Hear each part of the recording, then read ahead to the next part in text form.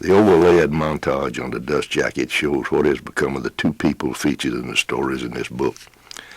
The little girl in the yellow dress, who at the time the picture was taken was a first-class pickup man, is now vice president of marketing, has gained 80 pounds all the way up to 110, and has children of her own.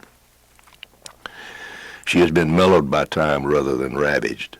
The years have not been as kind to the brand new lieutenant colonel of artillery you see in the first photo, a situation that was only to be expected since he was much further down the road than the little girl when the first picture was taken. He has developed a rather interesting collection of blotches, wrinkles, and blemishes, mostly caused by continued exposure to sun and weather.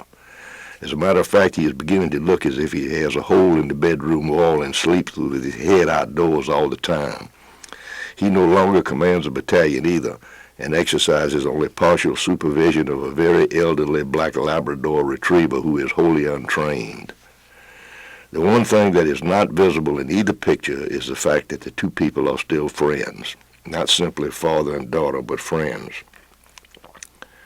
Friendship is a condition rarely existing between fathers and daughters in the world today because the relationship between these two classes is usually composed of a mixture of exasperation and strained forbearance, loosely cemented together by a sense of obligatory duty.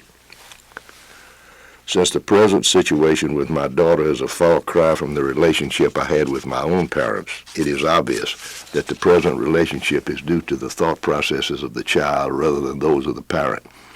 To put it in the vernacular of the upper Gulf Coast, that there is one good kid.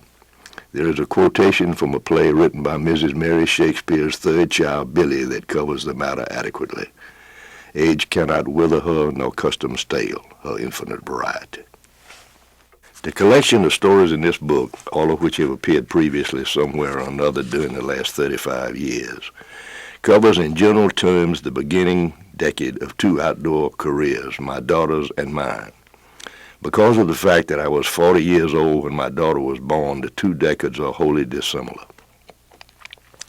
My own first decade was the one just before World War II, and was generally marked by the conditions that existed in those days on the Gulf Coast, a time of few people and empty acres. A hunter could hunt nearly any way he wanted. The only trouble was that there was not much to shoot at after he got there. Deer and turkeys were at their all-time low points. People right on the coast had some ducks, even in places like South Alabama, which is off the Mississippi Flyway by only 100 miles. But off the flyway is off the flyway, and it gets pretty thin out there. A beginning outdoor career in the late 1930s in this country revolved mostly around squirrels, rabbits, fishing, and dove shoots. My daughter's first decade covered generally that of the decade of the 1970s. Hers was marked by a lot more game, though not as much latitude in regards places to hunt, but she had a father in the wood business who consequently enjoyed a far-ranging acquaintance with many landowners.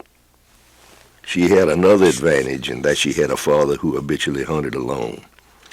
Closely knit couples or trios of hunters, men who have hunted together for years, often find that they have opened up a real can of worms when one of them tries to bring a small child into the group. With the single exception of a 5-year-old pickup man on dove shoots, young children are difficult to fit into either a hunting or a fishing trip composed of adults who are not blood relatives. A man who hunts alone and is used to doing it can bring anyone he chooses to the party and inconveniences no one but himself when he does so. When it comes to adding children to a group, if the child to be added is female, or if more than one child is added, a pair of children of either sex, some 2 or 3 years apart for instance, the difficulties are compounded. A single child, especially one who wants to hunt or fish, and has an active and inquiring mind, can become part of a twosome very easily. It is only necessary that the parent member of the twosome recognize the fact that the junior member is junior only in years.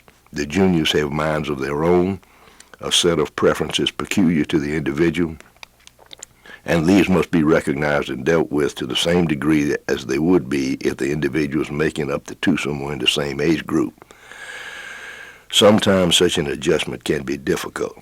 My daughter Laura, as a 3-year-old, and before she ever began to go on hunting trips, ran hot and cold on some strange subjects. She had, for example, a passing fascination with motorcycles.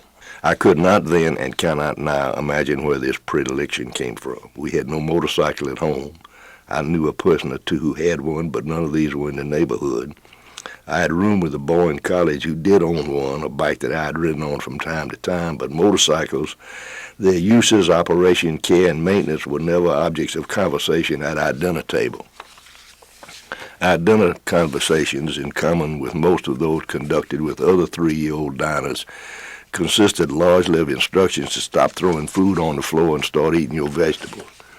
But Laura's fascination with bikes was clearly there, and I can remember several Saturday mornings we spent driving from one motorcycle dealership to another in West Mobile. We would park in the lot outside and go in the showroom to let the child sit on one of the various bike models exhibited on the floor, smile, and imitate motor noises with her mouth. As a general rule, the salesman on duty accepted my explanation that we had come in simply to furnish amusement for the little girl in an attitude of eye-rolling disbelief. You could almost hear him thinking, who the hell does this klutz think he is fooling? Why won't he admit he wants to look at bikes himself and not insult my intelligence by pretending he is doing it for the kids? If I couldn't think of a better lie than that, I'd turn in my papers. I have never been in a bike shop before this series of events and have not been in one since, because the fascination faded as inexplicably as it had begun. But they have all kinds of stuff for sale in there. It appears that the biking world has nearly as much auxiliary equipment to offer as the hunting world does.